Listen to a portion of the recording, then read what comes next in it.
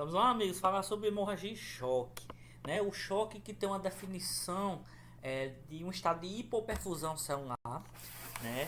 E aí o choque ele se divide em choque hemorrágico, né? Choque hipovolêmico, na verdade.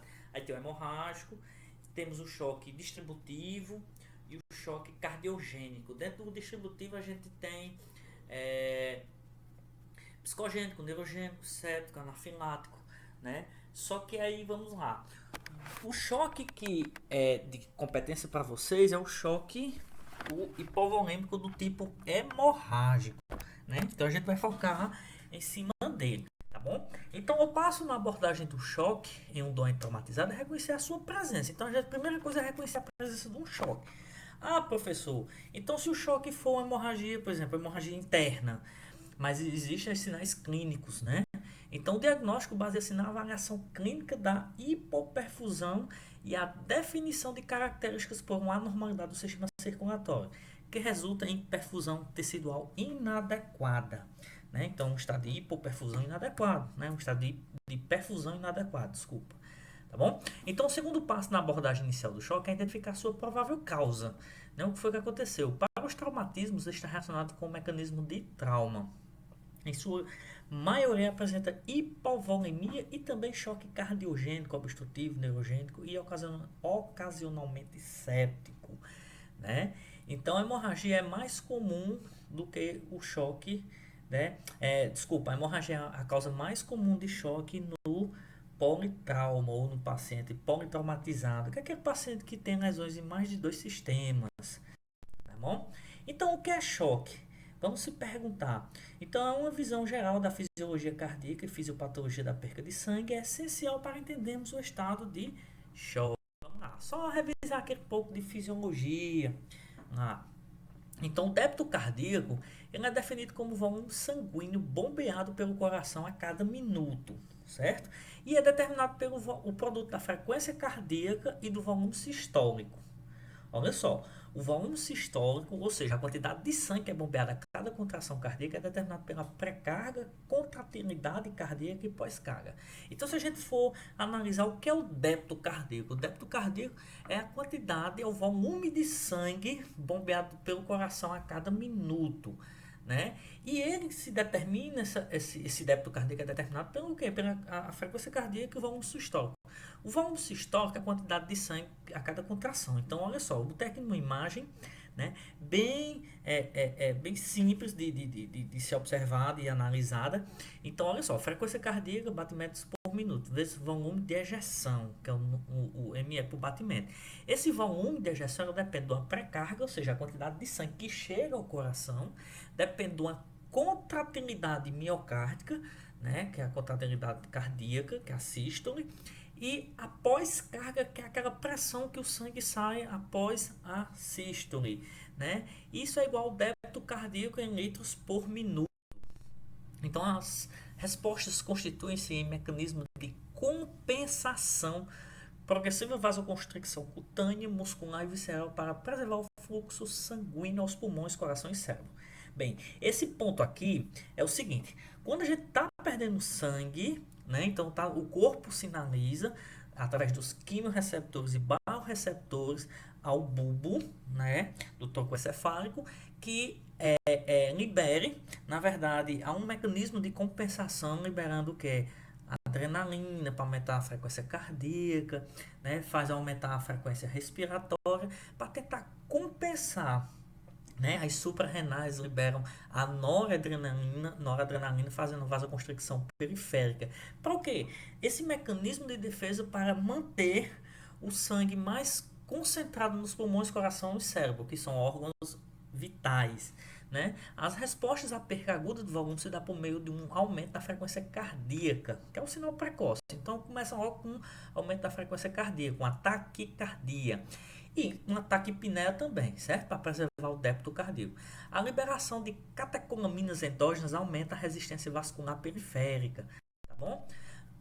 Desculpa aí.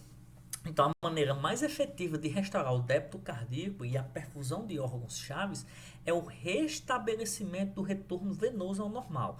tá bom? Então a gente tem que tentar restabelecer o retorno venoso total, através de localização e interrupção do foco do sangramento e de reposição volêmica apropriada.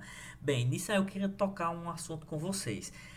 O primeiro ponto é tentar parar o sangramento. Depois que parar, restabelecer o volume sanguíneo, na verdade, a volemia, através, no caso do SAMU, a gente não, como não utiliza sangue, é soro, ringue com lactato. Né? Então, a primeira conduta é parar o sangramento e reposição volêmica, tá bom? E aí de volume, no caso do APH. Ah, professor, o paciente está perdendo sangue de forma interna, hemorragia interna. Infelizmente, hemorragias internas, QRD, que é a caminho do bloco cirúrgico, hospital de referência para uma laparotomia, né, para uma correção cirúrgica, tá bom? Então, os objetivos do tratamento do choque hemorrágico são de controle da hemorragia e o restabelecimento do volume circulante adequado. Então, a gente vai repor aquela volemia perdida, né? Não é colocar a mais. Lembre-se que um terço a um quarto do volume que é infundido no intravascular, ele vai para o intestício, fazendo o quê? Se eu colocar demais, causa edema e posso aumentar o sangramento daquele paciente.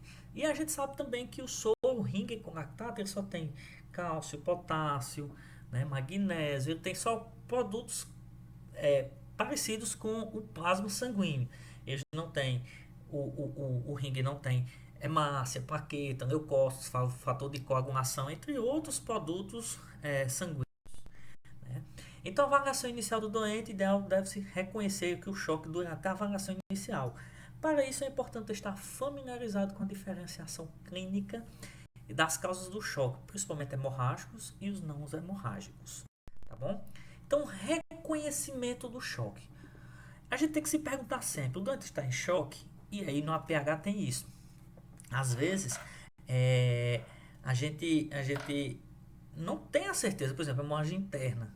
Como é que a gente sabe que o paciente está chocando? Pelos sinais clínicos dele, né? E se não tiver, mas pelos sinais clínicos a gente cogita. Por exemplo, periferia pegajosa, sudorese, né? O paciente está ansioso, o paciente está em choque? Não necessariamente, mas para pegar a gente já considera, né? Porque pode ser que ele esteja perdendo internamente, então só exames por imagens que vai dar um diagnóstico mais fidedigno em relação a dessa hemorragia interna, tá bom?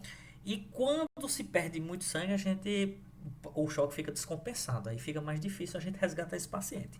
Então, o choque circulatório profundo é evidenciado pelo colapso hemodinâmico com perfusão inadequada da pele, rins, sistema nervoso central, é facilmente reconhecido. Né? Então, quando é um choque profundo, né? Aquele choque grau 3, 4, PA caindo, né? Então, aí é mais fácil de reconhecer, mas é mais difícil da gente resgatar esse paciente. Né? Então, confiar exclusivamente na pressão arterial sistólica como indicador resultante de reconhecimento tardio do estado de choque é, consequentemente, né, todo doente traumatizado que está com frio, taquicardia, foi o que eu tinha acabado de falar. Se a gente for confiar só na pressão arterial, quando a gente for tentar restabelecer o paciente, resgatar esse paciente, então fica mais difícil porque já está no choque descompensado. Né? Então, periferia pegajosa, então a gente trata como se estivesse chocado até que se prova o contrário. Idosos que fazem uso de beta-bloqueadores e marca-passo podem usar ou pode mascarar a frequência cardíaca. Sim, o beta-bloqueador ele tem um retardo para aumentar essa frequência cardíaca devido ao uso dessas medicações de marca-passo. Outra coisa que eu queria dizer a vocês que o ATLS décima edição autorizou o uso do ácido tranexânico, né? No caso de paciente vítima de choque. Traumatismo. No traumatismo, o choque pode ser classificado como hemorrágico e não hemorrágico. Para o reconhecimento, né, deve tratar alerta, observar cuidadosamente a resposta do doente e o tratamento inicial. A determinação da etiologia do choque depende de uma história clínica apropriada e de um cuidadoso exame físico, certo?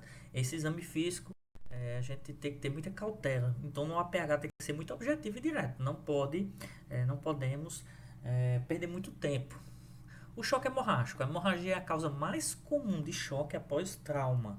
Virtualmente todo doente com traumatismo múltiplo tem um componente de hipovolemia. Além disso, a maioria dos estados de choques não hemorrágicos corresponde parcialmente ou transitoriamente à reposição volêmica. Choque não hemorrágico. O choque não hemorrágico inclui o choque cardiogênico, né, que é falha da bomba, o tamponamento cardíaco, que é que precisa parar cardiocentese, que a gente viu lá no trauma de tórax, o pneumotórax hipertensivo, o choque neurogênico e o choque séptico, né? Professor, no APH, o choque séptico desenvolve muitas das vezes de forma mais tardia, mas o médico do SAMU já pode começar o uso de antibioticoterapia. A gente viu lá em trauma abdominal a questão de epíplo, né? Ou seja, a visceração. Então, é um paciente que possivelmente ele vai desenvolver um choque séptico, uma peritonite. Então, a gente já pode começar na própria cena o uso do antibiótico. Tá bom? Choque hemorrágico. A hemorragia é definida como uma perca aguda de volume sanguíneo. Embora exista uma considerável variação individual, né, o volume em um adulto normalíneo corresponde a aproximadamente 7% do seu peso corporal. Por exemplo, um indivíduo tem 70 quilos e ele tem aproximadamente 5 litros de sangue. Professor, para que eu preciso saber disso? A gente precisa saber disso para definir aproximadamente a quantidade de volume que eu tenho que infundir nesse paciente. Tá bom? A gente tem que entender muito bem essa fisiopatologia, entender muito bem a conduta de ser realizada dentro do paciente vítima de choque para a gente não colocar excesso de líquido, né? Efeitos diretos da hemorragia. A classificação da hemorragia em 4 classes baseia em sinais clínicos e é uma ferramenta útil para estimar a porcentagem de perca aguda de sangue. As alterações representam uma condição de hemorragia contínua e serve somente para guia para o tratamento inicial, tá bom? Serve como guia. A reposição volêmica subsequente é determinada pela resposta inicial do doente ao traumatismo, ao tratamento. Olha só, essa é a tabela do ATLS, certo? E a gente divide choque hemorrágico classe 1, classe 2, classe 3 e classe 4, certo? Na coluna da esquerda a gente vê a perca sanguínea em ml, a perca sanguínea em volume, porcentagem, né? Percentagem aí de volume sanguíneo, a frequência de pulso, né? Ou seja, a frequência cardíaca do pulso, pressão arterial, a PA, né? A pressão de pulso, olha só, frequência de pulso, pressão de pulso. Como assim, professor? A frequência de pulso, obviamente, é a frequência que a gente afere, por exemplo, na artéria radial aqui, né? No punho. A pressão de pulso é calculada, a diferença da pressão sistólica menos a diastólica. Se lembra lá de TCE, que eu falei para calcular a PAM, você pode olhar que tem lá a pressão de pulso, que é a pressão sistólica menos a diastólica, tá bom? Frequência respiratória, diurese, que é em ml, né, o débito urinário, estado metal e reposição volêmica. Aí classe 1, até 750 ml, até 15% de volemia, né? Então esse paciente do tipo classe 1, se não for interrompido o sangramento ainda, de até 750 ml de sangue perdido, até 15% de volemia, então um paciente que altamente compensatório. Então o corpo daquele indivíduo normalmente compensa rapidamente. Isso a gente tira pelo paciente quando faz a doação sanguínea, né? Parece que é 500 ml lá, 480, uma coisa assim. Então, é um paciente que está em choque. Um exemplo que eu sempre costumo dizer: vá doar sangue, vá jogar bola, vá doar sangue, vá correr, fazer um tipo de esporte, você vai passar mal. Por quê?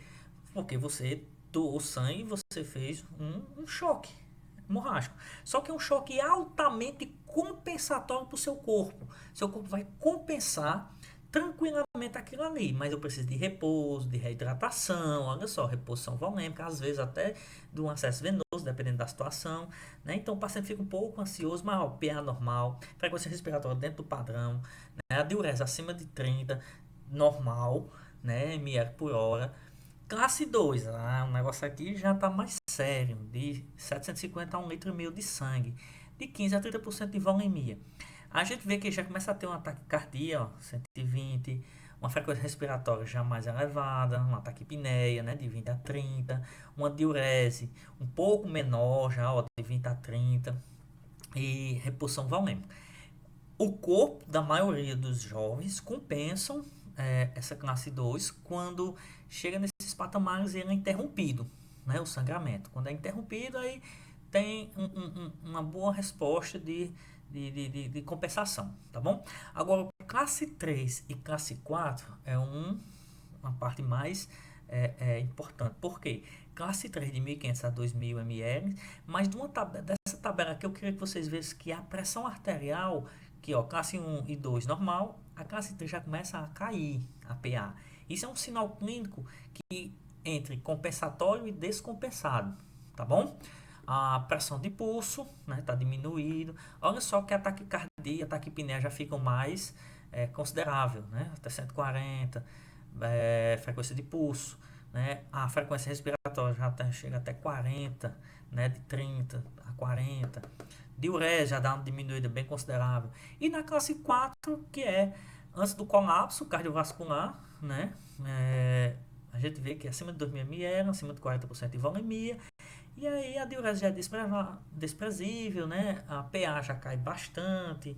E é o prenúncio do óbito, né? Se não for feito nenhum e não for feita uma intervenção bem rápida. Efeitos diretos da hemorragia. É perigoso aguardar que o doente traumatizado se enquadre numa classificação fisiológica precisa antes de iniciar a restauração agressiva do volume. O volume da hemorragia e a reposição com solução balanceada deve ser iniciada precocemente. Agora, isso aqui é a visão do AT. O pH ele já diz o seguinte, que realmente a reposição volúmica é importantíssimo. Agora, se for para perder tempo na cena procurando acesso, é melhor você ir a caminho do hospital. Isso quer dizer o seguinte: contou uma hemorragia, colocou o paciente dentro da prancha, na maca, etc., dentro da ambulância, e não conseguiu pegar o acesso, né, ir direto a uma instituição hospitalar. Inclusive, foi até aquela questão lá da gestante, da prova, né, que muita gente veio perguntar: professor, mas a hemorragia, olha só, como eu disse, se você pegar o pH, ele já ia dizer isso, mas se não for conseguido pegar o acesso na cena, e aí? É QRD em QD, que a gente chama, que é caminho ir rápido para o centro de referência. A gente não pode perder mais tempo na cena, tá bom?